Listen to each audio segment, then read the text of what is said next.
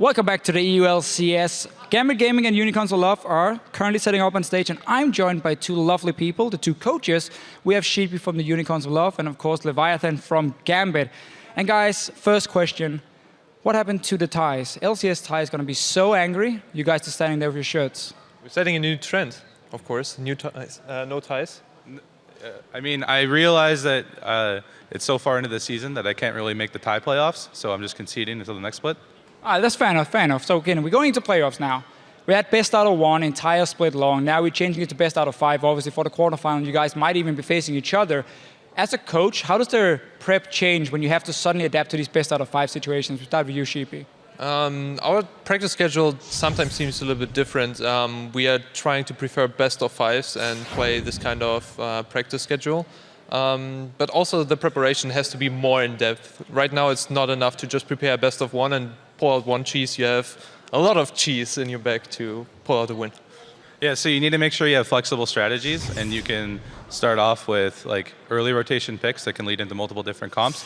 It's really good to pick up on patterns from your opponent's draft. So like if you give them a win on one composition, there's a chance they might go back to the composition. So you have to have things ready for what they may potentially play.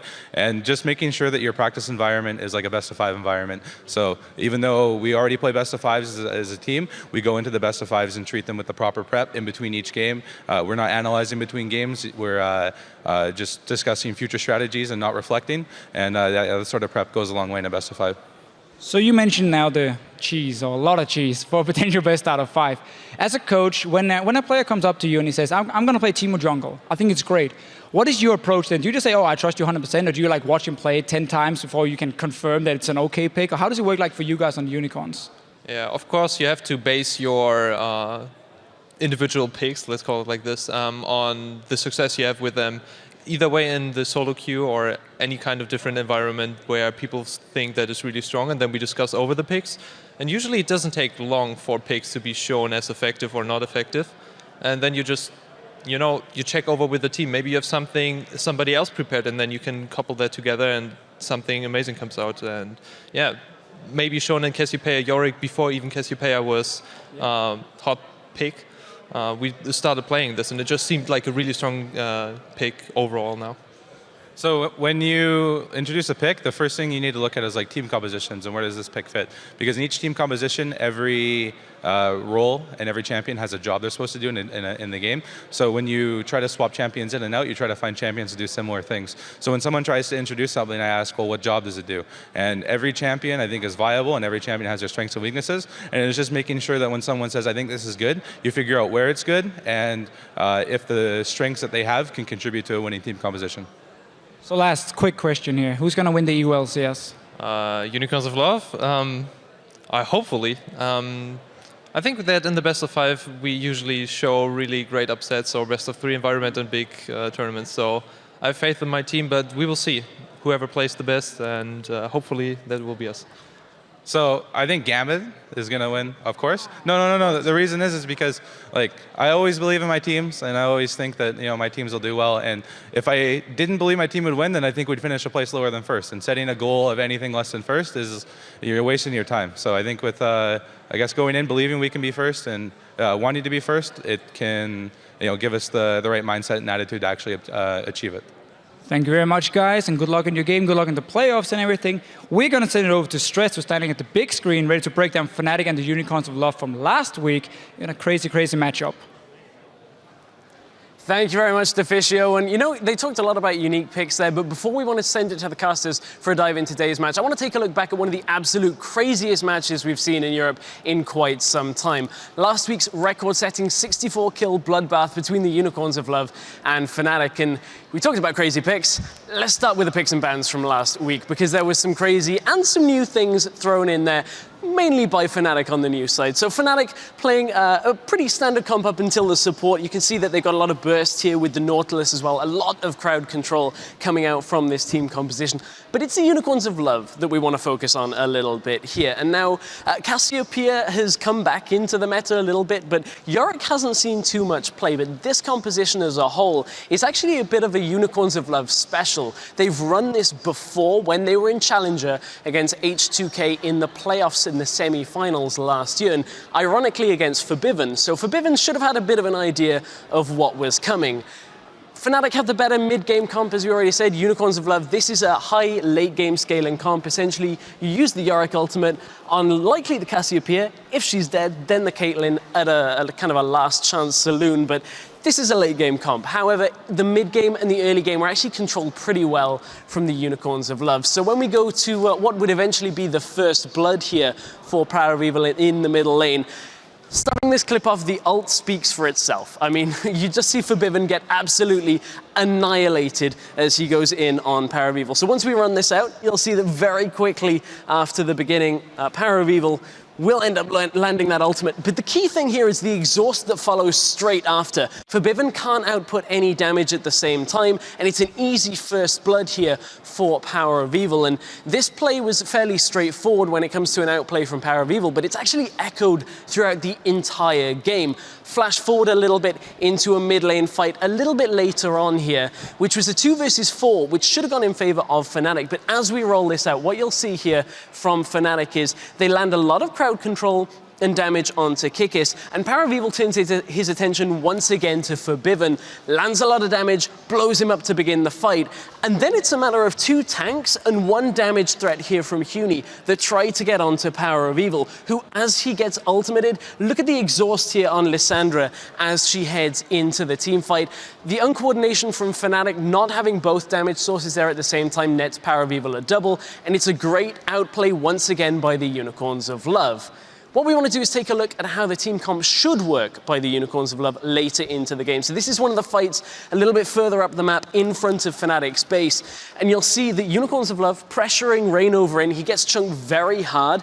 And as the team fight progresses, you'll see in just a second here that after Reignover's gone, Forbiven comes in. He's already got 2 kills and 3 assists to his name, but he just can't find the damage here once again in a team fight. And Power of Evil, as the ultimate comes in from Sejuani, ultimate is going to come down from Yorick here, brings 2 Power of Evils into this fight, and it's an easy cleanup. Fnatic use all of their burst, and it's only Forbiven that survives. So that's what happens when the team comp goes well. What happens when the team comp doesn't go so well? We're actually going to take a quick look and have a bit of another mic check into the team audio, as Unicorns of Love would end up losing a fight. Can we fight them? Can we fight them? Okay, let's go. Okay, let's go, I think. They used ultimate on Sejuani. I'm on Sejuani now. I'm on Lissandra. Lissandra note, Lissandra Yeah, note, I'm guys. hitting Sejuani for now. She flashed out. Lissandra note. I can't get Lissandra. I need to... Oh, I couldn't do it, guys. You need to back. Graves is flat for me. I will back up. Yeah. They are 4 men alive though. They will look to push I now. will try to finish again. Yeah, they might try and finish again actually. And you can hear Vizicachi there saying, I couldn't do it, I couldn't get the ultimate down. The rest of the team fights for the game, we all saw how the Nexus was so close twice. Unicorns of Love would win the last desperate team fights. If you caught Mike Check, there was a whole load of screaming in the later fights. But let's take a look at the player who tied all of the mayhem together. It's our Week 8 and the only 2-time MVP of the Spring Split, the Unicorns of Love's Power of Evil. He had an absolutely amazing week last week. Bringing back his quintessential picks, the Syndra came back into Power of Evil's playbook, and the Cassiopeia. He had a fantastic week in last week's games, and we'll see whether he can continue that with the last 2 games of the season. Now, to get us into our last game of the day, we're going to send it over to the caster desk for a look at today's lineups. Thank you very much, Mr. Best Dressed Stress, but I digress. Both of these teams now, they have had their fair share of ups and downs, Quick Shot. It's kind of really been a crazy story for the both of them. Yes, it definitely has. Both of them with highs and lows. Mm-hmm. Yeah, it's been Gambit obviously starting off on a very big losing streak. Unicorns of Love kind of just going back and forth all the time. We actually have some interesting graphs I want to show for that one, because you take a look at the way that their rankings have gone, and you see Gambit had this atrocious losing streak, and then they bring it all back, and in the end, they come right back. But on the other hand, the Unicorns of Love, they kind of took a big dip before coming back to Gambit's side. Yeah, and of course, this is the overall rank. So week 1, Gambit were ranked 8th. Unicorns have been hovering in the middle. And as time has gone on, you've seen the growth from Gambit. If you actually contrast that to the wins and losses per week, then of course, it's a very different story. Because for the Unicorns of Love, as you can very clearly see, up and down the entirety of the split, Gambit, they just found that on switch, going to that 8-game winning streak or 7-game winning streak before it crashed and burned against the Copenhagen Wolves, in fact. Absolutely. And yeah, for Gambit, it's kind of been a bit of redemption for them as they obviously had a really rough start to it. They brought it back in. The Unicorns, we've seen that they can beat anyone, but they can equally lose to anyone. Now let's go ahead and dial in on the Unicorns of Love. That means it's going to be Vizichachi in the top lane, Kikis in the jungle, Power of Evil the mid laner, Vardag's the AD carry, support Illisang, and their coach, you just heard from him, it is Sheepy. Yeah, both of these teams, they have secured their semi-final spots. This is very realistically the battle for 4th seed between the Unicorns of Love and Gambit. And of course, the important thing to note is this is a taste of that quarterfinal, a best of 5. We just heard from the coaches. Very likely the same matchup we'll have. So Power of Evil, as we heard from Stress, he is the only 2-time MVP. He was the MVP last week, of course. And this year. This year, yeah. Unicorns of Love, they have pulled out some really interesting picks. The Yorick was one that definitely caught me off guard. Yeah, you know, Stress actually alluded to in their previous segment. This is a comp that the Unicorns have run before in the past. It's actually something that was super popular all the way back in Season 2. Cassio plus Yorick was one of the big things that actually helped SK and Ocelot win a lot of games. So it's good to see it back on the scene. Yeah, coming full circle. And now, well, hoping for things to come full circle back to the old Moscow 5 days. Here is Gambit. We're going to take a look at them. That means it is Cabochard in the top lane, Diamond in the jungle, Betsy the mid laner, Pinoy the AD carry, Edward on support, and their coach, you also heard from him, Leviathan. Yeah, the big thing to note for Gambit last week is just how quickly they destroyed Elements. It was a 26-minute game. It was, of course, the one that we had to rebroadcast due to the technical difficulties. But Gambit looked more coordinated, more controlled, and more decisive than we've seen all split long. They had double AD comp, they pushed tower off the tower, and they just strangled Elements off the map entirely. Yeah, it didn't really give them a chance to do anything, not just hit a late game stride, but at the same time, not even really get rolling. We'll see if they're able to do that to the Unicorns here. It's going to be a rough game for both sides. We'll see how this playoff preview goes. We're going to pick some bans. Yeah, and the other thing to highlight with regard to the seeding battle, the higher seed in the playoffs will get the choice of side on games 1, 3, and 5. So whoever wins this match is very, very likely to lock in that 4th position because of tomorrow's games. Of course, it can shuffle if both teams go 1-1. So we'll have to see how this matchup plays out. It's the Unicorns that own the head-to-head, 1-0. So for Gambit, in the case of a tiebreaker scenario, they would want this win to make it more likely to get 4th or force that tiebreaker game. Yes, indeed, they will. Added benefit for them here. Cassiopeia taken off the table for Power of Evil. Diana is also banned. Has been making a bit of a resurgence lately. We'll see what Gambit taken as next. It's going to be Kog'Maw. So Lulu's still available, as is Rek'Sai, Nidalee. With the Sejuani gone, you have to feel those are the jungle champions that Kikis or Diamond will be looking at. You might see another one of those Gragas's, Gragasai. Grungles, let's go that one. There we go. Which did very well in Challenger Series last night, did very well earlier today. And I also want to see whether or not Pinoy is going to get his hands on Kalista if he wants to play that again. It worked for Freeze earlier today, it's worked for Pinoy in the past. Well, Hecarim is the one that they are going to ban on Gambit's side last. This is going to prompt a Nidalee hover here. We'll see if Kikis does want that one. It looks like he does. Let's take away from Diamond too. Not really surprising. With Sejuani off the table and not playing Gragas necessarily, Kikis was the first person to play Jungle Nidalee in the LCS several weeks ago and had a fantastic performance on it and is continuing to do well. When you look at Chachi's summoner spells, he had Teleport Ignite, so knowing that Hecarim was banned, that's actually quite smart from Gambit. They've done the research, they know what to take away from Vizichachi, and wisely so. So Chachi will have to adapt. Most likely going to take a Maokai if it's not locked in right now by Cabochard. It does. And they also take the Jinx, so very quickly picking up on the AD carry, the hyper carry with Kog'Maw banned by themselves. It putting Pinoy on another champion that can do some serious tower damage. And Whee, hello. Oh, and we got Cho'Gath. So this is most likely going to be a Cho'Gath mid. It's something that I know the pro players have been spamming a lot of in solo queue. We've actually seen it from the LPL as well. You go back again, you roll the years back. Cho'Gath used to be a meta pick in 2000 and Season 2, but that is a very, very long time ago. The one thing I do want to see, I'm not believing the Poppy, don't get excited. It's just a little thing for Vizichachi there. Well, let's finish on the Cho'Gath really quickly. Long range ability, a 2-second silence from that Feral Scream, as well as an AP spell that scales on true damage. Any mega tank has to have a lot of HP to get away from that very high damage deal feast. So we'll see what Cabochard can do with himself as the game continues to scale. But this is the first Cho'Gath that we've seen in Europe. Crowd is very disappointed that it's not an Urgot, but it will be a Vi for Diamond, and we see the Thresh locked in as well. What do Unicorns answer with here? Yes, we are getting to see the Cho'Gath, as you mentioned. So already even more diversity in this week number 9. And the Vi is an interesting one because Vi is a champion that has not been played by Europe. You know, we're seeing so many other junglers. North America has been playing an excessive amount of Vi over the last few weeks. And I've spoken to Leviathan a couple of times, and he's touched on the different tiers of jungle champions. And he has raised that, you know, Vi as a jungler is underrated by the European region. So we'll see what Diamond can do. Lots of engage, lots of power to lockdown, especially against a Nidalee, against a Cho'Gath, so you can get past Nidalee's mobility as well as Cho'Gath's silence and knockup. So I think it's a smart pick, and it'll also play into Diamond's playstyle. He has been one of the primary engagers for Gambit, and will make those double dive buddies with Maokai super effective. We've got a Graves for Vardags, and also there is a Fizz locked in for the Unicorns of Love. Should go over to Vizichachi. So yeah, back to the Vi though. Diamond has had the one game on it. They did win this one, but I agree, it is definitely an underutilized pick here in Europe. And I want to see what they can make use of it with, because there are so many squishy targets they can blow up if they get the Assault and Battery. And yes, Spart is enabled. From the Troll King himself, Eddie always trolls. Betsy, the question is, what does he want to play into Cho'Gath? Does he want to play Ahri? Does he want to play Ezreal?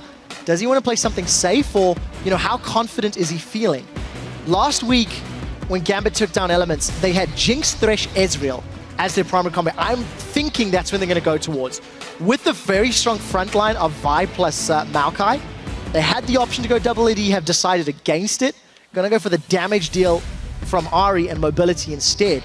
And for Gambit, it's a very standard composition. You've got Ahri that wants to flank, via Maokai lock somebody down, allow Jinx to get that super mega death rocket off.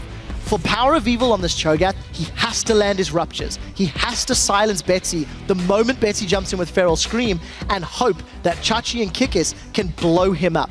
Because if he doesn't, there is so much dancing and diving from Gambit, they can get around that zoning power of Cho'Gath.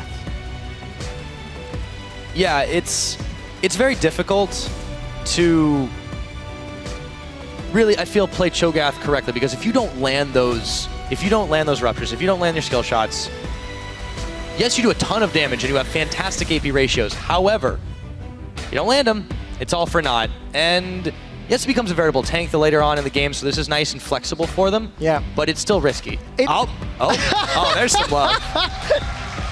Giving Sheepy a ride. Hang on a second. Since when does the Unicorn mount a steed to leave the battlefield? Leviathan should have got on Sheepy's back there. Yeah. For that to be thematically correct. But the Fair one thing enough. I want to see, I'm interested to find out how the itemization is going to play, because you highlighted the fact Cho'Gath does get tanky. His feast stacks give him a lot of HP. But there's no other tanks for the rest of the team. Oh yeah. Now, the crowd's pumped up as we're loading onto the Rift. Why don't you guys at home go ahead and tweet us at UOL Esports. Let us know who you think has the edge in this playoff preview. The hashtags UOL win or GMB win. Get on that Twitter. But for now, the game is starting off. Battlecast Cho'Gath in the mid lane. Oh, I hope he drops the beats. I'm so looking forward to that. Built stereo system. He does. It's good speakers. But this is, of course, the question. I remember, I'm trying to remember who tweeted it. Oh, it was Defisho again, actually. He was complaining about the potential of a Cho'Gath mid because of the proficiency of jungle tanks and how many jungles we're seeing top lane. It would have given us these massive, drawn out team fights where you could just out-sustain your opponents by having this beefy team comp. Power of Evil, for the moment, 37 AP, not really got a lot of tank stats and already skilled at Feral Scream, so we're going to see how he handles himself in lane. Yeah, and all of the Cho'Gaths we have been seeing in high elo games, they really like to max that Feral Scream early on, whether it's jungle, whether it's mid. We'll see what Power of Evil does, but he's well on his way to that one. And this game looks like Unicorns are looking for an invade here, but there was nobody hanging out in that brush. They're going to be revealed, but they get a couple of deep wards down to their own, so Gambit won't be able to do much about it. Yeah, and no reaction from Gambit either. Despite the fact they spotted 4 members of UOL, Pinoy had already started backing. Maybe predicting this lane swap, in fact, because you can see Eddie and Pinoy both moving towards this top lane. So we're going to have top laners chilling out in the bottom half of the map. At least that's my assumption for the time being. Looks like that's the case. And we'll see how Unicorns can handle themselves. It's interesting because there's so much more damage on the side of Unicorns, but there's so much higher level of tankiness on Gambit's side of the map. So this could become one of these games where the team that gets ahead can use either their survivability to deal with whatever burst Unicorns is putting out, or alternatively, Unicorns can burst through Gambit. So the laning phase is going to be very, very crucial to how the mid game is going to get played out. The only thing that Gambit has in a much better scenario than UOL is initiation power.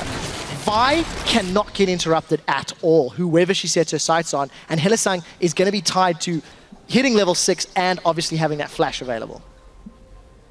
It's going to be very dependent on that if Unicorns can set up the right fights. Kick is going to get a little bit of his counter jungle on. Leaps over to the red. And if anybody watched the previous game, Kikis is doing what Frederick should have done.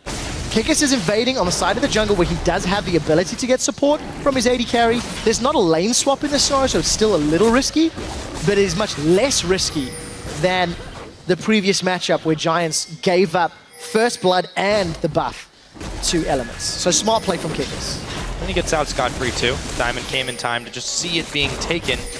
Be able to clear away the Scuttle Crab by the Baron Pit as well. And right back to it. Edward was on a little bit of a roam, but he decided to go back to lane. Well, I want to have a look at this middle lane. See how Power of Evil's farming up on this Cho'Gath. Got himself a decent amount of CS. And of course, doing some battle. Nice little follow. Still, this is going to be a little bit of a slap for a while.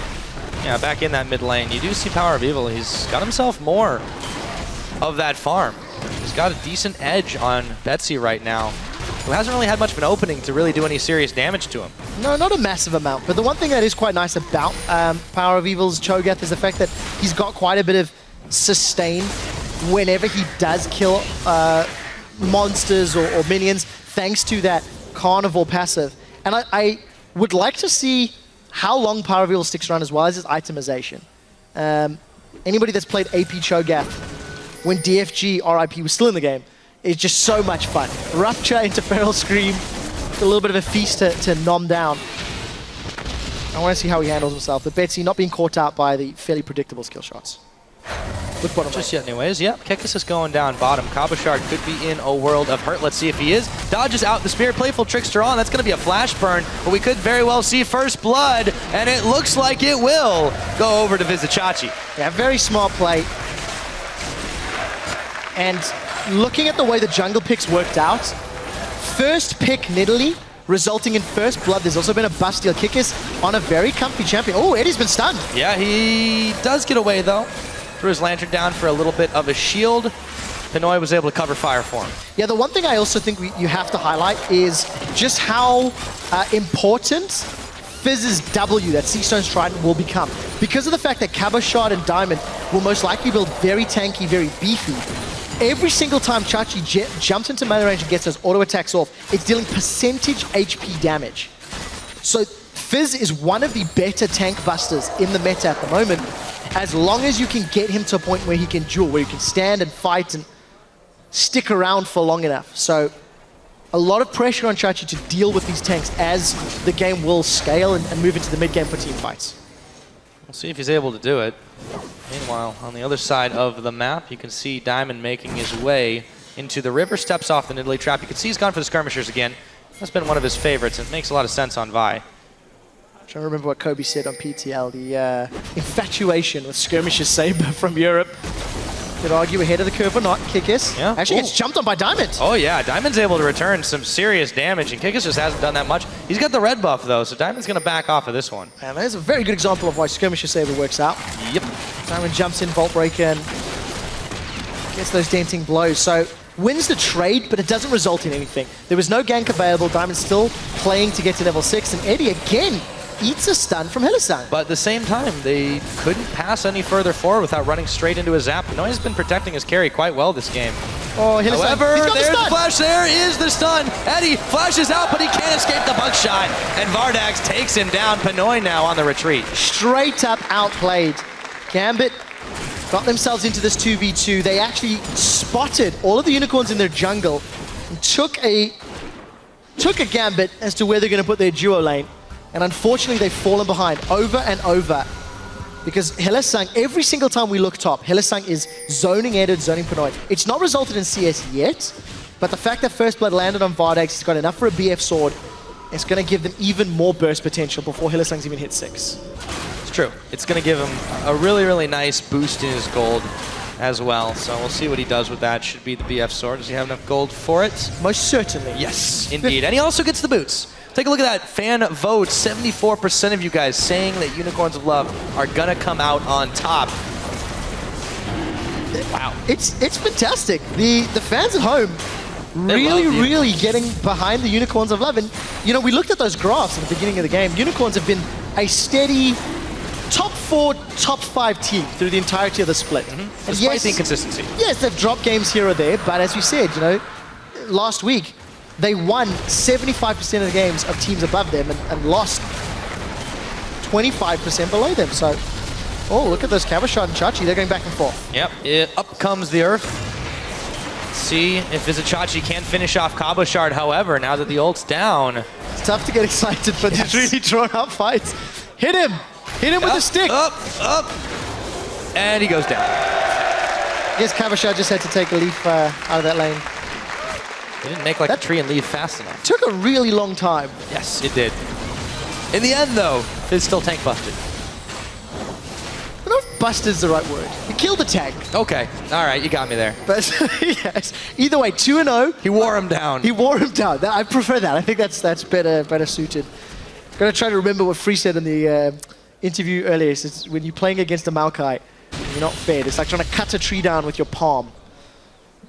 Chachi's got palms of steel. But the scary thing with this, 2-0, the closer Vizichachi is to getting his Trinity Force and then beginning to roam with Kickus with Power of Evil, there's a lot of mobility and again, like we said, a lot of damage. Cabochard working his way towards this Righteous Glory, looking for more engage, and Chachi and Power of Evil, they're just diving in. Yep, Power of Evil, he got the Rupture, but it's still very, very hard to take down the tree. Throws on the Vengeful Maelstrom. Chachi's a little bit low to try and get involved in this one. Meanwhile, in the back of it, everything's going a little bit crazy as Diamond picks up Hylissang. There's a Twisted Advance onto Chachi. Can he maybe pick one up? Oh, the Feast! Whoa! But he won't get the kill, and in comes Betsy for cleanup duty. It looks like he can get himself a double kill. Kickus is going to be able to get away. But the Unicorn Diamond. stayed oh so long. Diamond coming in. Not enough damage to get it. And Leviathan is just freaking out. Yeah, he's not happy with that one at all. He is happy with that one. Sheepy with the unfortunate dive from the Unicorns of Love, trying their best to make that dive happen. And Cabochard survived for so long that it allowed both Betsy and Diamond to get into place. So they ended up trading a couple of kills here or there, but very importantly for Gambit, they secure the tower. For a team that was falling behind in Global Gold and that had given up kills, they do manage to pick themselves up. So this was Hylissang trying to just zone Diamond away and actually preventing Hylissang. And the rocket. Wow, didn't even realize it happened. Trying to prevent Diamond from getting involved in the dive, because had Diamond been able to jump onto Kickus, knock away PoE, knock away Vizichachi, that could have been an even cleaner fight for Gambit. So they do end up trading back and forth, and despite the fact Diamond blew his flash for that one, unable to get more. But again, power play, Gambit punish UOL for the over-aggressive dive. They do indeed. Now Unicorns thinking about pushing on this bottom, but it's just Hylissang taking a few pot shots at it. And in comes Cabochard for the defense.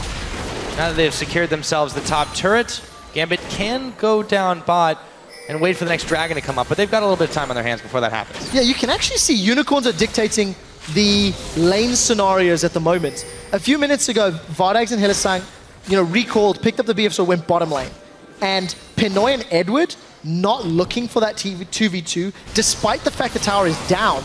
They've still stuck the AD carry and support up top. So Gambit need to rectify the head-to-head matches. If Cabochard is left alone in this bottom lane, Vardags and Hylissang should be able to push the wave in if they want to. For the time being, though, Hylissang is roaming. Unicorns playing a very, very aggressive red buff control. They've stolen 2 away from Gambit already. Yeah, Diamond has still been able to make some plays, but that's definitely got to be frustrating. He's gone for the Warrior, of course. A little bit of extra damage, it never hurt. Now he's going to be joining Cabochard in the bottom side. Vardags has already backed away from this one, though. Edward's going to run face first into a spear and a trap. Turn right around after that. 2 minutes till the next dragon's up. So Gambit got the first one uncontested. Just being in the right place earlier than their opponents. But the main thing to note here, Gambit are not responding to the invades. Edward is alone, and he's been stunned by Hylissang. But Burns his flash. the problem here is Gambit have completely lost control of the top half of the map. There are some sweepers, but they're not moving into clear that vision quickly enough. And Diamond, they're going to set up another dive. Here comes the rocket from mid lane too. Oh, yes it does, but it goes a little wide. Vardags is still going to go down. Assault and battery to finish him off. In comes Vizicachi. Diamond, he's got the chum the water's on, and he gets taken down. Vizicachi now, though, in a dangerous situation with Betsy coming in and picking him up. So despite the fact Unicorns are sticking to their lanes well, Gambit is moving between them when engages are happening. Pinoy, he's found Hylissang. Yes, he has. Let's see if they have enough damage to polish him off. Another teleport coming in. The Feral Scream was not really going to deter him from much, and Pinoy gets excited after picking up Hylissang. Exhaust is down, gets the zap out, Twisted Advance on. Power of Evil trying to salvage something, but he's going to fall. It's Cabochard picking up that kill. That was a getaway. Great flash play from Edward to keep both Power of Evil and Hylissang in place. After Gambit get the towers, after they get the tower dive, the tower on the bottom lane, Gambit is able to teleport up and support Pinoy and Edward in the middle lane to get even more damage on the map. Despite the strong start from Unicorns, they are falling behind the aggressive plays from Gambit. So Gambit have managed to get themselves a nice little gold lead in this with that series of plays. And by turning the pressure up, Unicorns have found themselves on the receiving end of quite a lot of damage. 15 seconds till this next dragon is up. Gambit looking to get in position. Diamond already there on the scene, clearing the Skull Crab out. Now we need to see how Unicorns plan to deal with Gambit. If Vizicachi wants to play split push, he can deal with Cabochard at the moment, especially with that Trinity Force. The risk is he can get dropped so quickly the moment Diamond or Betsy go to help him out. So, for Unicorns of Love, their strategy has been to try to control Diamond, try to control his jungle, and while that's worked out, Kikis has got a 20 CS advantage, has stolen multiple buffs, it's not prevented Gambit getting 7 kills on the board. 3 of them, Diamond's been involved in directly, and he's actually secured 2 of his own. So, for Unicorns to adjust, I feel like they're going to be relying on Chachi with this Trinity Force for the next few minutes to buy time, seeing as neither team has those teleports. And look at that, Cabochard doesn't even pick the fight. Yeah, I mean, it's a little bit odd here. Now we see Gambit setting up for this dragon. They're all in position for it, and there is no teleport, however, for either top laner. We'll see if Unicorns want to try to contest this one. Cho'Gath's coming around the side. Diamond has already come on in here. I think it's going to nearly get stolen away. Kick has tried for it, but it's smited at the end of the day by Diamond Prox, who picks up number 2 for Gambit Gaming. That was a really great smite. Kikis was throwing the javelin. We saw the collateral damage coming up from Vardags. Kikis even hopped over the wall to try to smite that one out. So very well played by Diamond. He did actually secure that one. So well played. Dragon number 2 at 15 minutes, not the earliest. But Gambit going to their roots, maintaining dragon control. And you know, the longer this game goes, the happier they're going to be. Eventually, Diamond's going to be able to set his sights on Power of Evil, on Vardags, and shut them down. We're hitting 15 minutes, and that's a fairly late Rod of Ages from Power of Evil. Traditionally, you like to see that a little bit earlier. Push a lot of damage onto that bottom turret, but they do have to back off. Let's see where Kikis decides to go here. He puts down a ward. Gonna try to just scare off Gambit, and it looks like it's worked. They should be able to secure this outer turret. But yeah, so far the mid Cho'Gath hasn't really done a whole ton for Power of Evil. He's 0-2 right now, has a later Rod of Ages, as you mentioned, with the double Dorans that had already come in. And Betsy's really never been in any serious danger. Most of the threat from Power of Evil has been on the roam, and he's also bitten the dust a few times. That's definitely the case. And you know, it's interesting when you actually look at this. Power of Evil, a guy who has played Syndra, who can play LeBlanc, and had the option of Ahri. They second picked this Cho'Gath. Now, for Unicorns and Gambit, they've both, ooh, that's a big spear. They've both locked in their playoff spots. So the Cho'Gath pick could be just for some practice on the stage with it. Throw out that psychological battle ahead of a quarterfinal matchup against your most likely team, Edward. He's called Kickus. Oh yes, he's going in. Pinoy's gonna launch the rocket. It comes in. Look at that damage as they take down Kickus. Vizichachi teleports in, looks for Cabo Shard, might be able to find him. He gets blown up, chomped down by Power of Evil, but now Power of Evil's caught as the tower goes down. Hillising, Diamond turns his attention to Power. Eddie's gonna get the kill credit for that one, but a massive Tibbers is gonna slow up Gambit for just a moment, and now they're right back to it. Vardag's going down. Pinoy on a spree. Oh, facepalm indeed from the Unicorns of Love. They got caught out. They trade 3 for 2, but lose the tower as well. So Gambit come out very far ahead in that particular engage, and I just love the initiation. Gambit do not hesitate after Eddie lands what was actually a blind hook. Yes, the ward was just killed, so he had the information to work with. Diamond even hopping over the wall with that Assault and Battery, but look how quickly Kabashar got melted. As long as Chachi can continue fighting, then Unicorns can do well. But because Chachi was forced so low so early, was unable to really clean up more, despite getting that last little hit. And Vardags with a very aggressive flash in. What was he trying to do? I think he went the wrong direction there. That I think so. Looked a bit odd. Offered himself as tribute. Back to this one. So Gambit, you know, they traded a little bit better in that. They've got a tower advantage. It's a slight one, but they still have it in their favor. However, the Unicorns have definitely been grabbing some kills back for themselves. So they're definitely not out of this one just yet. Gold lead favors Gambit, but only by 1,500. Yeah, it's not a massive amount because of the fact that Gambit have been unable to defend their towers, but they have maintained perfect dragon control.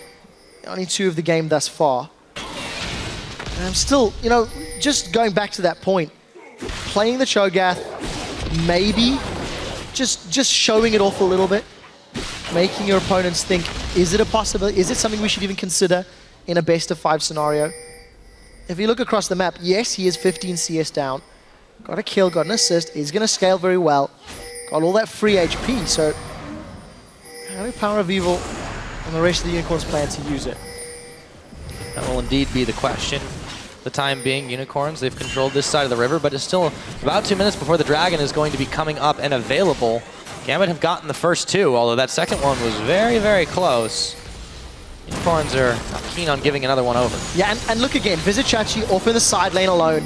The rest of the Unicorns grouped up middle. They're going to be using the teleport threat, but they're at a teleport disadvantage. Here comes a tree from behind. Yep, he uses it. They're going to jump onto Power of Evil. A hook is going to fly in his general direction, and oh, so much damage onto him. Cabo Shard grabs that pick. Power of Evil back down on the stacks, but Vizichachi continues to push up in this top side. There's quite a lot of Gambit members in the middle, but they've not got mini waves just yet. Well, disappointed fan indeed. The best that Unicorns can hope for will be a tower trade. Vizichachi's made it to the top inner turret, while the rest of Gambit have made it to the middle inner turret. The thing that I like about Gambit's play, they knew they had the teleport advantage, and they used it instantly, considering how the previous fights had gone. Yeah, Vizichachi might be able to polish this one down, but he's going to start tanking a lot of turrets. Oh, he Playful Trickster's right back in as the next minion wave comes up. So they do get the trade, an inner for an inner. And they don't lose anyone, so you got to say Unicorns, one of the better things that could have happened to them in that situation. Yeah, and it is something that is beneficial, but it's also the champion pick, because there's nobody from Gambit that can really deal with him 100% yet, despite the fact that Kabashard's Maokai is getting beefier and tankier. It'll be a while before he's going to be able to sort of shrug off Vizichachi in that 1v1. And what looks to be another blue buff, red buff steal. Unicorns evened up the gold difference with that tower trade. And I'm not sold on this Cho'Gath. I don't see what Cho'Gath offered the Unicorns that a LeBlanc and Ahri Also, as a quick note, Cabochard has got that little ring from Vengeful Maelstrom. It's actually not on. It is just a visual spectator bug from our spectator client only. So don't worry about that red ring. You'll see his ulti turned on in just a moment because it looks like we have a fight coming. Looks like we do. There's a teleport in, so Vizichachi shows force. And Gambit are going to be backing off for the time being. The only risk in picking those fights in the river is obviously all the AoE. From Chum the Waters, from the Rupture, from the Feral Scream, Gambit don't want to run into it. And because they lose position, Gambit are the ones that are caught napping. They give up the mid turret. They were pushed deeper into the bottom half of the map. And Unicorns, with complete vision control of the Dragon Pit and River, can just peel backwards and bait Gambit to come to them. Force Gambit to mostly blindly check into Hylissang, into Power of Evil, or even into Vizichachi. This could get risky. Gambit look like they want to pick the fights. But there's a lot of damage here on this Dragon. It looks like they've just managed to juke it out, but now can they get away? Gambit, they're not offering any battle right here. They're going to wait in the brush instead. No. Spear's going to come in and connect on Betsy. Here we go. The chase is on as Cabochard moves in, Twisted Advance after he pops the Righteous Glory. Betsy, a lot of damage there. The rocket's coming in on Power of Evil. Cabochard is going to be the one to pick that up, but Betsy trying to get away. However, he's shut down finally at the end. The tick of Ignite was the thing that did it, and now Cabochard picking up a double kill, but Eddie's caught. It's a shutdown as Vardax picks up Pinoy. Edward, he is going to go down. They didn't even need the spear. And a 3-for-2 trade this time for the Unicorns. Gambit unable to find the right targets. Cabochard, while he did initiate onto Power of Evil, the rest of the damage dealers of the Unicorns of Love split up. They were not really a threat. And thanks to the fact that Power of Evil has a ton of HP to burn through from all of those feast stacks, he just took such a long time to go down. Notice Vizichachi still sits in the river, and then he engages the moment you see Diamond, Pinoy, Edward in the pit. So Chachi's trying to zone away. Yes, Gambit were decisive, but they need to deal with more than just Power of Evil. Power of Evil has got a spell reel. He can get off 2 spells in a feast in that short space of time. Focus Kickers, focus Vardax, who can offer more, and then go for Power of Evil. They need to prioritize the other damage dealers before the Cho. I agree with you on that one. Gambit, you know, they had a chance to really take that fight quickly and handily, but I think they focused too much on what was right in front of them. It got a little bit greedy, and they paid the price for it big time. Yeah, I mean, if you look at it, Rupture, 9-second cooldown. Feral Scream, 13-second cooldown. Power of Evil doesn't have a champion that's going to get a multi-spell reel, multiple spells in the course of one team fight. And it's not as hard to dodge them either. Yeah. Don't get in range for Feast, move out of the way for Feral Scream and the Rupture, and you're fine. So, in this case, they've been ignoring Vizichachi. They've allowed him to get very well on a roll as a rocket comes in. Check him out. It's just scouting rockets. Yes, as it launches itself into the stratosphere. So successful, because it scouted and found out nothing was going on. The thing that I'd like to see from Betsy more often is trying to find that flank. Some better warding from Gambit to allow Betsy and maybe even Diamond to come in from the side, shut down Vardags early, and then allow Gambit to focus down Vizichachi or Kikis. Because they are the threats. The 2-5-2 Cho is not fantastic. I mean, Boots of Swiftness. Power of Evil doesn't quick, want, at least. He doesn't like being slowed. No, not at all. I'd love to see a Wit's End. Go really old school. Just get those Vorpal spikes When's the last spam time over. we've seen a Wit's End built professional? Honestly, I don't know. But the last time I saw Wit's End on Cho'Gath was Season 2. Because that's totally relevant right now. Of course. Definitely. There's a Cho'Gath in the game. Anything is possible for Chai. And anything is always possible for these Unicorns. We'll see what they can do next. The gold is actually swung in their favor by just a little bit. And Vizichachi, the man in the bottom, he's really making a lot of that happen. Splitting now on the bot, he's going to force the attention of Cabochard, while the rest of Gambit is at play in the middle. Yeah, Vizichachi's just been playing that side lane threat. He's got no teleport available for a little while longer, whereas Cabochard does. So if Unicorns overextend like they did 6 minutes ago, then Cabochard's going to TP in from behind and punish with an engage. So for Unicorns, it's just play stall, wait until Chachi has got his summon spell available, and then look for the engage. But Chachi's going to break the tether. Yes, he does, but he's going to get hooked in this time as the Chum the Waters doesn't do much of anything, but now Gambit has to be careful to get out of this. Eddie is a little bit low, but Gambit, they're taking this numbers advantage to its logical end. Betsy picks up Vardags, 2 for none, just like that, and they're looking for quite a lot more if they can find it. Very, very well played from Gambit. Cabochard TP'd in. What more can they get? Forcing Chachi to go down by just running him down. You did see how the Assaultive Battery can get broken by The Playful Trickster, yeah. but it simply wasn't enough. Because of the fact that Eddie was in place, he landed the hook the moment Chachi tried to get away. It just allowed Gambit to take down the damage threat, and that meant that Unicorns of Love didn't have cleanup. It's Kikis and Chachi that are the cleanup, Vardags and PoE that want to try to get some burst down, and then allow, you know, the top lane and the jungler to run through and pick up those kill credits. So Gambit give themselves a bit more of a favorable position in that. Couple of kills. See what they do next. Hovering around this middle. It's still about a minute till the next dragon's going to be available. For Gambit, the way that they're going to crack into Unicorn's base has to be either through 5 dragons, through a Baron. A little bit of a bromance going on there. Hey, they're on TV.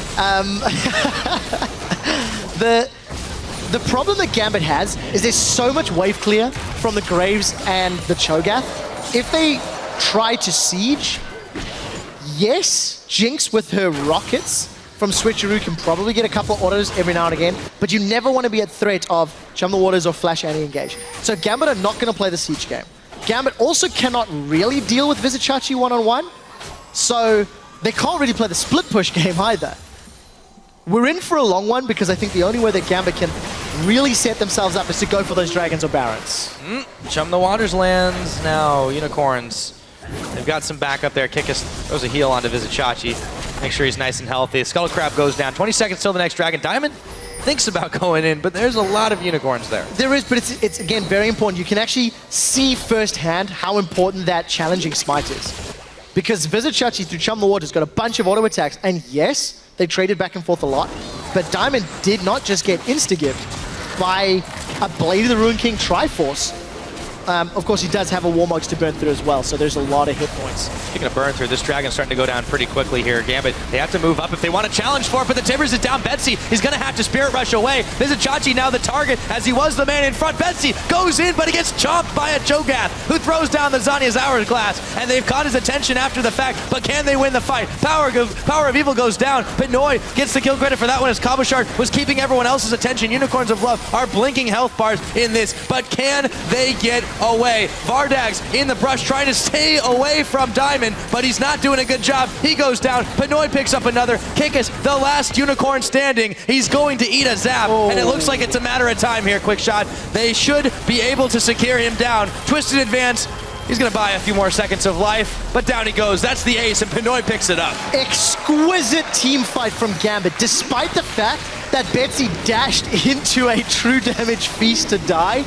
Gambit just ran down the targets. They dealt with Visit Chachi so well, and you noticed Chum the Waters wasn't available. So look at the burst that Betsy took just from that Sea Urchin strike, but it was not enough. Cabochard tanked up 4 members, eventually 3 members of Unicorns of Love, and because Cabochard was keeping them all busy, it allowed the damage dealers from Gambit to focus Unicorns and just win a very, very clean fight. 7-1-7 on Pinoy's Jinx. He's got 1,600 gold to spend. That is a terrifying, terrifying hyper carry that Unicorns have to try zone out, or in their case, Unicorns have to flank. They do indeed. This time Gambit, a few mistakes there, and they managed to grab just about everything, including the dragon. There was a teleport in for Visit Chachi that tried to stop it. He's also trying to steal away the Gromp, but he thinks better of it after the fact. Unicorns maybe looking a little bit shaky after that one. Let's see what they managed to do next. It's interesting though, right? Because Gambit actually, they got the lead early, and then they lost the lead to some, great team fights from Unicorns of Love. Now Gambit have re-secured the lead at 30 minutes, 3,000 gold, but they still have this difficulty. How do they deal with Fizz? How do they siege? And at the moment, there is no answers there. Gambit's warding has not been necessarily super great. They've not been able to find flanks. But we touched on how important Dragons and Barons are. And when the entirety of Unicorns of Love is in the bottom lane, Gambit will trade Baron. Remember, Empowered Recalls should get them back quick enough to defend the inhibitor, unless Kikis decides to go all in and try and interrupt. Oh, but Betsy is there. And there is Kikis going down. Meanwhile, back back to the bottom side. Vizicachi moving in on Cabochard. Diamond was there as well for the defense. Chum the Waters not going to hit where they wanted to. Vardex assault and batteried up, and he's taken down. Cabochard comes in. Pinoy, he's going to flash forward, looking for even more. They turned their attentions. They forgot about Hillisang for just a second, but they didn't even need to worry about it. Pinoy, he's got something more important. He has some fish food on the menu. A triple kill comes in for Cabochard. Pinoy still on the hunt. Vizicachi, the last unicorn standing again, and he will make it out. But Gambit have taken another massive fight, and they've got Baron now. Yeah, and you have to think that Unicorns felt Kikis was going to be able to interrupt and stall just a little longer. Betsy was able to put so much damage down, and 4 members of Gambit recalled, so Unicorns were caught unaware. The inhibitor turret dropped to about 50%, 20 seconds left before Power of Evil is back up, and all of the wave clear from UOL is in their mid lane and AD carry, who were not available for this fight. Gambit needed the objective, they found it, and now they've got supers in the middle lane. If they want another tower, they can go top as well. Looks like that might be what they're doing. A large wave built up there. A couple of them hesitating, actually, waiting to see if they can get anything more out of this. Clearing away the pink ward over by the blue side. They will back away now, or at least a couple of them will. Eddie's still looking for something as the Unicorns have mobilized the defense up top. Cabochard just get a little aggravated there. 8-3 and 10. He picked up a triple kill in that previous fight. Pretty good score for a Maokai. Very, very smart. And this is the problem the Unicorns had from the moment picks and bans were locked in. If Gambit were going to get tanky enough, their bursty damage dealers are either super short range, Power of Evil on Cho'Gath, or very reliant on multiple attacks. Kikis needs to get into melee range, which means he needs to be in range of Diamond, of Cabochard, their CC, and that allows Betsy and Pinoy the freedom to move around. You've never really felt that Pinoy and Betsy were at threat unless they were out of position. You know, the few times they've gone down is because they were diving a little too deep. Yeah, Pinoy has actually been in a really, really good position most of this game, if not just about all of it. Now that he's gotten so far ahead, gotten all of those items in his pocket, he is just wrecking down through these towers. You can see that power of a Jinx Siege. Gambit, they're just not letting up on the pressure, and Unicorns are in some serious trouble. They are trying to make something happen up top, but now they've actually sent Kikis back to defend this one. There's the flash, the Tibbers on Betsy, the knockup is going to follow. Inhibitor's very, very low. Power of Evil gets the ignite down, but Betsy staying alive and power. He throws the Zhonya's down, but that won't be enough. He gets a feast down. Pinoy, they still take him down. It's Diamond who's going to come up with that kill. Meanwhile, Vardex shuts down Pinoy, but he dies himself. Hillisang charmed up. They're going to take him down. Kikis, a double kill going over to Diamond Procs. Kikis is going to fall after this one, and Betsy picks him up. Meanwhile, the top lane, the Twisted Advance. Vizicachi, I don't think he's getting away from this one, and I don't think the Unicorns can hold on much longer here, Quick Shot. 3 members of Gambit pushing on the Nexus turrets. Well, the Maokai and Gambit dug deep enough to deal with that split push fizz. Cabochard ran Vizicachi around in circles, and Gambit looked poised to take 4th. It looks like that is going to be the case. The Nexus is going to fall. 33.5 in. Gambit Gaming have done it. Little bit of a shaky mid-game. You know, Gambit, they didn't have an answer to the split push. They didn't have an answer to sieging, but they did know how they win. And it worked out well. For Gambit, as long as they pick up a win tomorrow, they lock in that 4th place. But there is a lot on the line. Choice of sides in quarterfinals. A lot indeed, but you know, good performance from them at the end there. They utilized the tools they did have. As you mentioned, it was a little bit shaky in the middle, but they brought it back. They dug deep, and they really were able to play that out well towards the end. Yeah, I just have to, again, you really have to question, what was the point of the Cho'Gath? What was it meant to do? That's something that I'd love to know from Unicorns. We'll have I think it was meant to eat champions, but it didn't do it quite enough. Well, it got Betsy once. We'll give them that. But like I said, it could be a psychological play. In terms of the team comp, there was a lot of pressure on Vizicachi split pushing, and it worked for a time, but it didn't pull enough threat. And the problem was, when Vizicachi was split pushing bottom lane, the rest of Unicorns pushed up super deep without clearing out vision and got engaged upon by Cabochard. So yes, the play was right from Chachi to push, but the rest of the Unicorns needed to be more defensive and not run the risk of being engaged upon. Yeah, well, if they did want to test something out, that was the chance for them. They had already locked in that playoff spot. However, this won't necessarily help their seeding too much. You can see Sheepy talking it over with them in the post game. So, you know, we mentioned this is likely a preview, but I feel like every game with Unicorns is going to be very different from the last. Yes. So I don't know how much you can even take from that other than it was a bit of a strange series of events. This was Unicorns being Unicorns, and this was also Gambit being Gambit. To explain, Unicorns very inconsistent in their performances. They really did not have a particularly impressive game, but they also had an interesting pick and ban. So you could discuss the reason they faltered maybe from champion picks. For Gambit, on the other hand, they had a strong early game. The first few minutes was decent. Despite giving up first blood, they found kills, they tower dove, they got themselves an advantage. But then their team composition had inherent weaknesses. The main thing is they knew that. They were playing for Dragon Control, they rushed to Baron, and the moment they got Baron, the game was over before Baron buff ended, so within 3 minutes. Yeah, and you know, there was a lot of trouble, especially in the early game, and of course in the mid, dealing with Vizichachi's Fizz. They were able to find a solution to it, and the solution was don't get anywhere near him with your squishies, and just let your tanks tango with him, and you know, at the end of the day, they were able to outscale. Yeah, exactly. And this does set up tomorrow's games quite interesting. Gambit play SK, and Unicorns of Love play H2K, so those are both very difficult matchups. And if you assume Unicorns maybe beat H2K, who have not been looking great recently, and SK beat Gambit, you've actually then got this tie in terms of the head-to-head, I believe, with Gambit picking up that win. So there could be a battle for seeding in this part of the table, despite the fact the teams are locked into playoffs. Yeah, we could very well see it. I mean, nothing is 100% certain except for at the very top, and that's just about it. Everything else is still up in the air going in for the last day of week number 9. So I'm really excited to see how the rest of this one goes. But for now, I feel like, yeah, Unicorns, they've always been that team that wants to experiment whether or not it works. They believe in the scientific process. So for Gambit, though, evening out the series, getting themselves in a better playoff position after having such a rough start to the split, you've got to think this is a really, really good feel, even though they struggled at Katowice, they struggled in recent weeks. Oh, for sure. I mean, you look at the win over Elements last week. I mean, Gambit and Elements, formally alliance, that was one of the most anticipated, most watched matchups. Yes, it's different players now on the Gambit roster, but it's still very exciting and a lot of history. The core feel of Gambit, too. That's what's really important about it. Exactly. That strong win with this, I would say, intelligent victory because of how Gambit read in-game. They itemized effectively, they picked the fights as the game went on, better and better. I think it actually sets them up very well. What I think it also does is it shows the threat of Vizichachi on Fizz. I don't really care about Cho'Gath, but I think Vizichachi's Fizz has to be a consideration. If you want to run double tank, if you want to run that, and you don't want something to get in the way, maybe you can start taking that off the table. You can never predict, and despite the loss, you can certainly never ban out the Unicorns. Now for a closer look at Gambit's win, we're going to go ahead and send it over to Shox, standing at the analyst desk. Thank you. I'm sitting, actually, but, same thing. Let's take a closer look at this game. Unicorns going full Unicorns, as Trevor already said. Trying something new, and even if it was 100% serious or knowing that it would succeed or not, we have to evaluate it that way.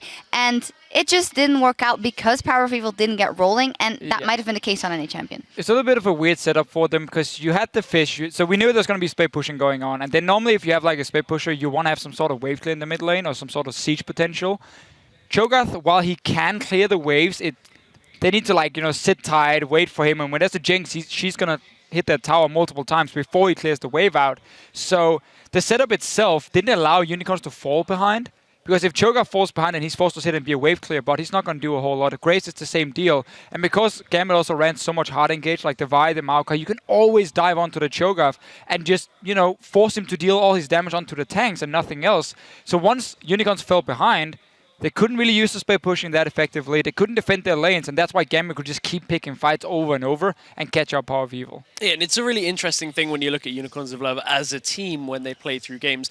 When Power of Evil doesn't get ahead, we've discussed this many, many times. When Power of Evil doesn't get ahead, it's a very different Unicorns of Love that are actually in the game. And I saw him playing Cho'Gath on his main account a little bit, and I poked him earlier in the week and said, hey, you're playing Cho'Gath, you're bringing him to mid. And he was pretty confident, actually, in his Cho'Gath. We never really saw him get to that point. He was shut down fairly early on and never got maximum stacks. He was going for a bit more of a scaling build in that game. So he never just got into the game at all. No, the big difference really in the mid lane, it wasn't the one-on-one matchup itself, because that was just a farm fest. It was more that Betsy was so much better at roaming than Power of Evil. This game, the first roam onto the top side where Power of Evil tried to dive the tower with Capo shot, Betsy comes up, gets a double kill. Then he goes bottom lane, gets another kill. Power of Evil just sitting in the mid lane saying, I'm basically forced to just farm now. And once again, you fall behind on that Cho'Gath, you don't really add a whole lot of value to your team, and that was a problem. Yeah, same with that Fizz actually, as we criticized Airwax last week because the Fizz takes a long time to get rolling. Vizicachi did get some kills early, but he couldn't really do anything. Had some strange teleports, he wasn't really split pushing. It just was a lot of nothing. Yeah, the teleports, the later teleports from Vizicachi were partly to do with the fact that Gambit were kind of just pressuring everything, and he felt like he had to do something. You saw him teleport into a dragon fight after the dragon had already gone. He was 1v3. Very strange teleport. He could have utilized it a lot better if it had just been split pushing, but they were applying so much pressure, he couldn't actually go over to the side lanes and sit there like he had been doing for the first 20 minutes. Surprise Shark is the deadliest, but it wasn't. It wasn't, no. Yeah, what do we... this hasn't decided anything in terms of Unicorns of Love and Gambit yet. They still have to play tomorrow, but if it was foreshadowing, if it's a game that we're going to see in playoffs, I dare to say it's going to go a total different direction. I think that's safe to say. I mean, it's the best out of 5, so yes, they might run a comp like this in the first game, realize, oh, it didn't work, or it was basically too dependent on us winning the early game to really snowball the lead here and maybe change it up, but Unicorns of Love is a team that I would never want to face in a best out of 5. Just because you have this list of 50 champions and you're like, okay, we can ban every single one of them, or they can just randomly pick some of it and suddenly we see a Yorick Cassiopeia combo, suddenly we see the split pushing Fizz coming in, and preparing for that is tough. And that's what Gambit is going to have to show in the playoffs, that they can adapt to basically everything. Yeah. But we will see. We're not there yet. There's still 1 day left in the spring split. That means it all comes down to the wire tomorrow as the teams want to get their hand on especially that last playoff spot. So let's take a look at the standings and what we have on our hands here. Of course, the top 2 spots and the first round buys for SK Gaming and Fnatic, who basically have been on the top of the table for the entire season so far. Then the middle of the table, 1 spot up for grabs between the Copenhagen Wolves and Elements. And at the bottom, of course, Giants and Meteor Makers to fight versus auto relegation. Trevor said it's going to be the Copenhagen Wolves in that 100%. They do have that matchup versus Giants. They do, and yes, the Wolves will be the favorites, but I think Giants have shown enough times now that they can come back even if they fall behind. So if they have a weak early game, which they normally don't, it's kind of weird. They're normally good in the laning phase, and then they don't really know what to do in the mid game, and that's where it hurts them. Copenhagen Wolves is exactly the same. They're really good in the early game, and then they need 30-40 minutes to finish out the game. So we're going to have most likely a back and forth. There can be a lot of Baron throws, I think it's safe to say. So I don't think it's a guaranteed Copenhagen Wolves win. I think they're favorites, and yeah, they can decide their own fate now.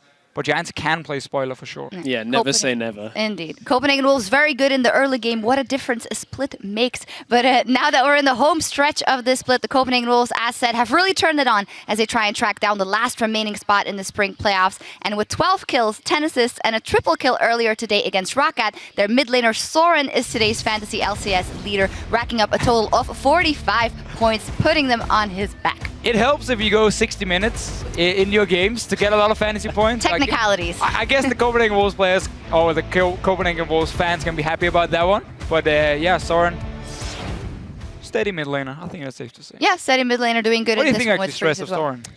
So Soren, when he came just kind of out of nowhere and everyone was calling him Mini Bjergsen, I think there was a lot of hype that was undeserved. But One this person called him season, Mini Bjergsen. Our producer. And that's basically it. This season, however, he's actually grown a fair amount. When you look at his games, as you said, he's become steady. I pretty much agree with you that never do I go into a game and think, man, Soren really dropped the ball on this one. Yeah. Mini Bjergsen, but he's a bit taller and buffer than Bjergsen. And older as well. And older hey, as whatever. well. It doesn't matter. Soren, he may carry your fantasy team at the end of the week, but Mr. Rawls today, he was definitely looking to make the big moves. We have a tweet from @CreepersManiacs. He noticed he wrote MLG Rallis confirmed. Here's today's LCS big play. Having to move out, and it was a very, very messy little fight. Let's see what the Rocket can do. Oh! Nice rally. Rallies, let's go, baby. All right. Let's go indeed. A little bit of an assist to Sven Skeren in his own death there. Moves forward into the bush. But hey, certainly it's a flashy play, and you don't see that every day. It was pretty important play because it would have meant they could take the dragon. But then MYM decided to walk in and kind of get caught out and die. But the play itself was pretty cool, and Mr. Rallis showed that he's still a good carry. Yeah, fantastic shot there from him. Remember to keep sending in your favorite moments, of course, at LOL Esports with that hashtag LCS Big Plays, and we'll check out your most tweeted ones tomorrow. And talking about tomorrow, we will be down to the last day of the spring split, where we'll start things off with the Copenhagen Wolves and Giants Gaming, that very important match all at the beginning. Fnatic will have their matchup versus Elements, Meet Your Makers will face Rocket, and we'll end the spring split with H2K versus the Unicorns of Love. Fantastic matchup. Starting off the FI show with the Copenhagen Wolves versus Giant. It's going to be game on for them straight from the top of the day. Yeah, and it's going to kind of suck for Elements and Rocket if they see the Wolves win the first one and be like, oh, okay, that's it. Or I guess Rocket is already out of the playoffs, but for Elements then, they're obviously still going to suck for Rocket. Still going to suck for Rocket, that's for sure. But Giants must win game. If they lose, I think MYM can take down Rocket later on in the day. So if Giants lose the first one, it's out of their hands. And then if Rocket manages to lose to MYM, that's it. Giants are out of the LCS, MYM in the promotion tournament, obviously. So, very important matchups. Last one doesn't really add too much unless the Unicorns want to try and catch up to Gambit here, but they obviously play early in the day and can also decide if they want to get that first. Yeah. In any case, a lot of interesting matchups, and it all begins tomorrow at 6 p.m. Central European Time. That is 10 a.m. Pacific. And that's all we have today from Berlin. On behalf of myself, our guest analyst Stress, and congratulations, by the way, and the European LCS team, thank you so much for tuning in. And with the potential for tiebreakers high, it could be a long one tomorrow, so rest up, and we'll see you right back here tomorrow for the exciting conclusion of the spring split. Rocket, they need to win. They need to beat the Copenhagen Wolves if they want a chance to make top 6. Onto the ward, but Soren picks up Mander. Into the pick goes here. That's a double kill. Going over to Soren. They get picked up out here. He's down. It's been a hard-fought battle. The Wolves have done it. I got move. I'm really strong. Thank you. Fnatic, they take the 2-0, and they are the number 2 seed here in Europe. Let's see what the Rocket can do. Oh, hello. Oh my God. Absolute zero. Maybe they can. Freddy's taken down. Oro actually living through this one, but not for long as a double kill. SK Gaming cement their number 1 spot. Sir, and by the way, I couldn't find my toothbrush, so I used yours last night. Thank you. I bought 2. So I used your new one. I couldn't find the old one. Come, Baki. Come. Nah. And Airbox, thank you for letting me borrow your shaver. That's not true. I go nyam. Another turret goes down. They finally brought Wicked back. Peppy should be able to catch up this turret. I think it is. Can he kite her on the Nexus though? They've got the Chris. Oh my goodness, back in the bottom. They get their revenge, and Elements are still alive in the playoff race.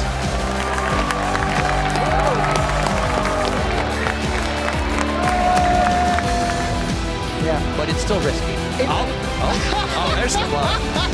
Power of Evil gets the Ignite down, but Betsy staying alive, and Power, he throws the Zhonya's down, but that won't be enough. He gets a Feast down, but no, they still take him down. It's Diamond who's going to come up with that kill. 33.5 in. Gambit Gaming have done it. Gambit!